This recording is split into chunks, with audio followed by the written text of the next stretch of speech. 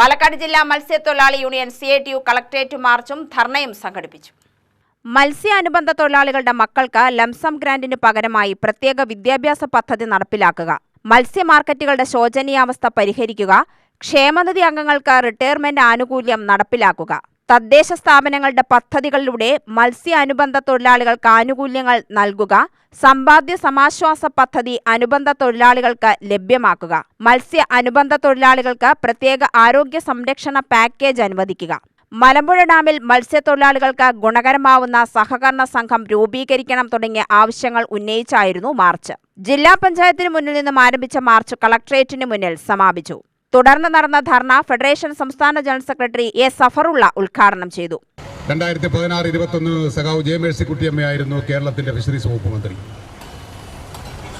ഇപ്പോൾ നമ്മുടെ ഫിഷറീസ് വകുപ്പിന്റെ മന്ത്രി സഖാവ് ചെറിയാനാണ്. ഇടക്കാലത്ത് കുറച്ചു കാലം സഖാവ് V. അബ്ദുറഹ്മാൻ മത്സ്യ വകുപ്പിന്റെ മന്ത്രി എന്നുള്ള നിലയിൽ ഈ മേഖല ചുമതല കൈകാര്യം ചെയ്തിരുന്നു.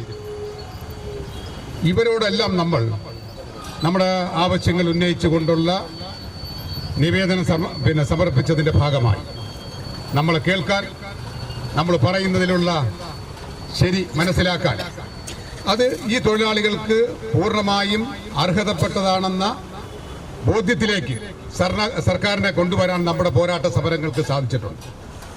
അതിൻ്റെ ഭാഗമായി ഒന്നൊഴികെ നാം 2011 മുതൽ ആവശ്യപ്പെട്ടുകൊണ്ടിരുന്ന ഒന്നൊഴികെയുള്ള എല്ലാ കാര്യങ്ങളും ഇടതുപക്ഷ ജനാധിപത്യ മുന്നണി സർക്കാർ അംഗീകരിച്ചിട്ടുണ്ട്.